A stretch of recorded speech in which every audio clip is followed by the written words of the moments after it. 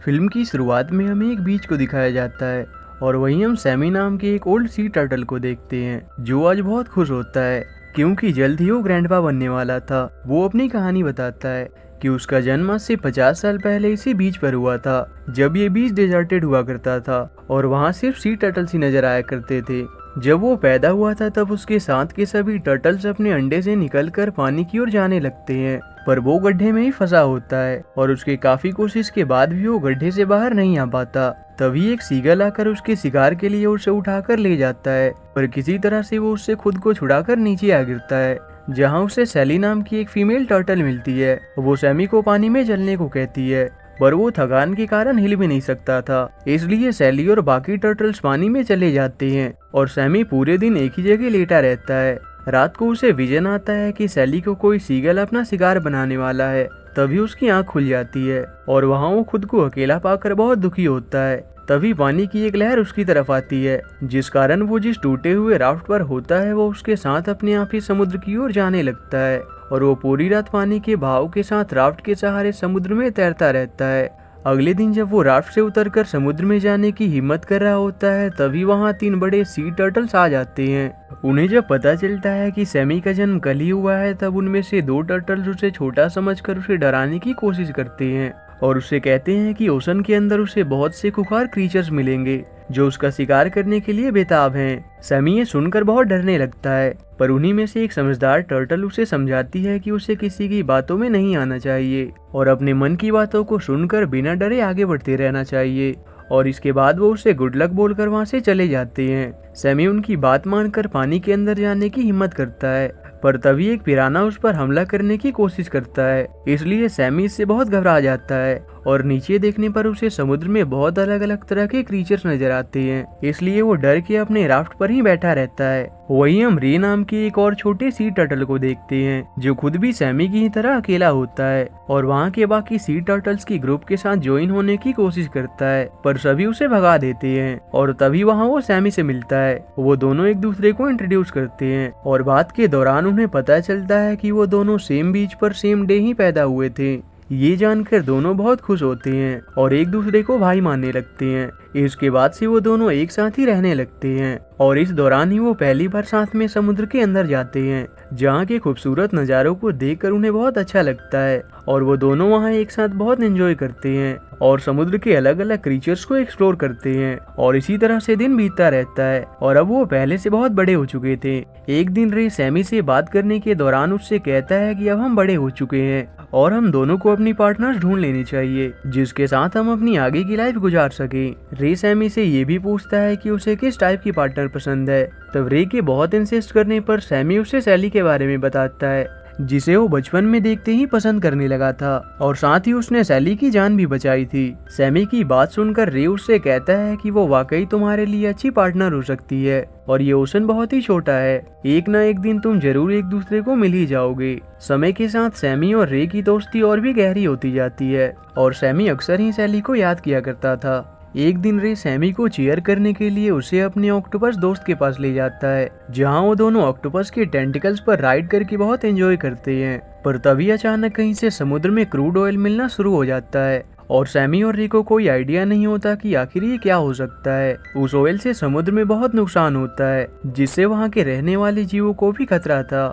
Sami और रे ये देखकर बहुत दुखी होते हैं और ऊपर आने पर उन्हें पता चलता है कि असल में वहाँ ऑयल से भरा एक शिप पलट चुका था जिस कारण उसमें मौजूद ऑयल समुद्र में भी आ चुका था। रे और सैमी का ह्यूमन के साथ ये पहला एनकाउंटर था और इसी के साथ ही उन दोनों का बुरा वक्त भी शुरू हो जाता है। एक दिन जब वो दोनों अपने राफ्ट पर सो रहे होते हैं तभी अचानक उनकी राफ्ट पूरी तरह से टूट जाती है और वो दोनों समुद्र में चले आते हैं, पर वहाँ सैमी बहुत से मछलियों के साथ एक नेट में फंस जाता है और नेट में फंसे ही ऊपर जाने लगता है।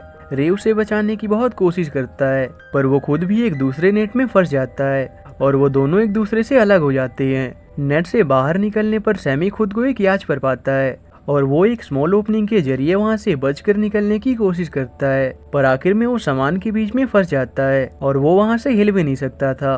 काफी देर तक धूप में रहने से वो डिहाइड्रेट होकर बेहोश हो जाता है, पर जब एक सेलर उसे देखता है तो उसे वापस समुद्र में फेंक देता है, पर समुद्र में पहुंचने के बाद भी सैमी को होश नहीं आता तब एक डॉल्फिन उसे वापस जगाने में उसकी मदद करती है और किसी तरह से वो पानी के बहाव के साथ समुद्र के किनारे आ पहुंचता है, जहां रात को एक कपल की नजर उस पर पड़ जाती है और वो उसे अपनी साथ लेकर चले आते हैं। अगली सुबह जब सैमी की आंख खुलती है तब वो अपने सामने एक छोटी बच्ची, उसकी मॉम और एक कैट को देखता है। वो ह्यूमन फैमिली सैमी को बहुत प्यार से रखती है और उसे खाना भी देती है, पर उनके पेट फ्लफी को सैमी से बहुत जेलस होती है, क्योंकि उसे लगता था कि शायद उसके आने से उसके ओनर का ध्यान उससे कम हो जाएगा। इसलिए वो उससे कहता है कि तुम्हें ह्यूमंस पर भरोसा नहीं करना चाहिए, क्योंकि कभी भी मौका आने पर वो उसका दावत बना सकते हैं। वही रात को जब उस बच्ची की मॉम उसे स्टोरी सुना रही होती है तब फ्लफी सैमी के पास आता है और उसे पूछता है कि उसने यहाँ से भागने के बारे में क्या प्लान किया है, पर सैमी को उसकी बात पर यकीन नहीं था। बात बात में ही फ्लफी सैमी को अपनी स्टोरी भी बताता है कि वो खुद भी उसी की तरह ओशन से बचकर यहाँ आया था,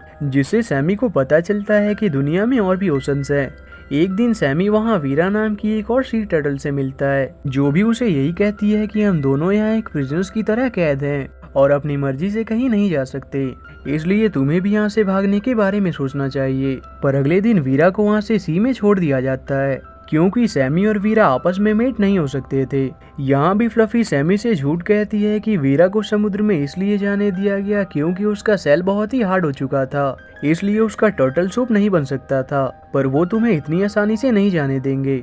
इससे सैमी बहुत ही उदास हो जाता है। पर उसी रात पुलिस उस बीच पर पहुंच जाती है और सभी को उस जगह से निकाल देती है। तब फ्लफी सैमी से कहता है कि उसके पास भागने का अच्छा मौका है। सैमी भी उसकी बात मानकर छुप जाता है, जिस कारण से वो बच जाता है। पर अब सैमी अकेला पड़ जाता है, इसलिए काफी दिन वहाँ यूं ही गुजारने के बाद वो समुद्र में वापस लौट जाता है और भूख के कारण लकड़ियाँ खाना शुरू कर देता है और ढेर सारा कचरा होने की वजह से वो एक पॉलिथीन बैग में फंस जाता है। लेकिन तभी वीरा वहाँ आकर उसे बचा लेती है। सैमी उससे वापस मिलकर बहुत खुश होता है। इसके बाद वीरा उसे एक ऐसी जगह ले जाती है जहाँ ढेर सारा सी फूड होता है। सैमी मजे से उन्हें खाने लगता है, पर तभी वहाँ उन्हें एक टर्टल मिलती है जिसके पीछे एक शार्क लगी होती है। सैमी उसे शार्क से बचाने में उसकी मदद करता है और आखिर में वो एक स्मॉल ओपनिंग में छुप जाते हैं, पर वो शार्क फिर भी उनका पीछा नहीं छोड़ता। तब वीरा उन्हें बचाने के लिए शार्क के सामने आ जाती है, पर वो अपने कुछ मूव्स का इस्तेमाल करके उस शार्क को वहाँ से भगा देती है। इसके बाद वीरा मदद करके सैमी और उस टर्टल को वहाँ छोड़कर चली जाती है।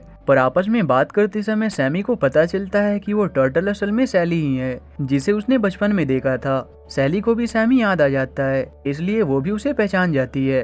वो दोनों एक दूसरे से मिलकर बहुत खुश होते हैं और साथ में टाइम स्पेंड करते हैं। आपस में बात करने के दौरान ही सैमी सैली के सामने ये जाहिर करता है कि वो पूरी दुनिया घूमना चाहता है और अलग अलग समुद्रों को एक्सप्लोर करना चाहता है, और वो सैली को भी उसके सफर में उसका साथ देने के बारे में पूछता है।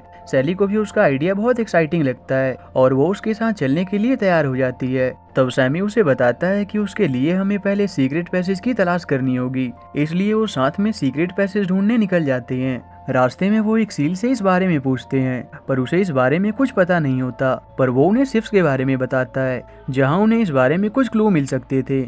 और वो तैरते हुए एक शिप पोर्ट तक पहुंचते हैं, पर वहाँ उन्हें कुछ नहीं मिलता। तब वो और आगे की सफर पर निकल जाते हैं और तैरते हुए फ्रेश वाटर में पहुंच आते हैं, जहाँ उन्हें बहुत अलग और खतरनाक तरह के क्रीचर्स देखने को मिलते हैं। और वहीं पिराना की एक झुंड उन्हें घेर लेती है, पर उनके शिकार करने से पहले ही एक ईगल सैमी को पकड़ लेता है और अपने घोंसले में ले आता है।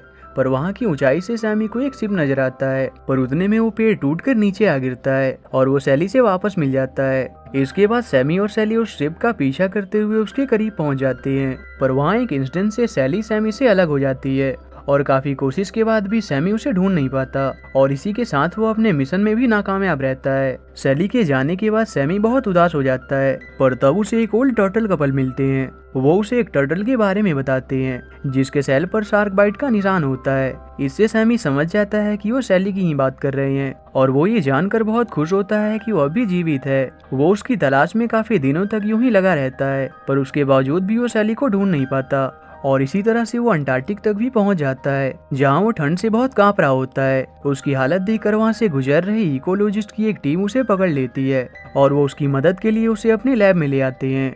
और वहाँ फॉर्चुनेटली सैमी को सैली दिखाई पड़ती है, वो उससे मिलने की बहुत कोशिश करता है, पर कोई भी उसकी बात को समझ नहीं पाता और वो सैमी को रेस्क्यू सेंटर लाते हैं। वहाँ किस्मत से सैमी को फ्लफी नाम की वही कैट मिल जाती है।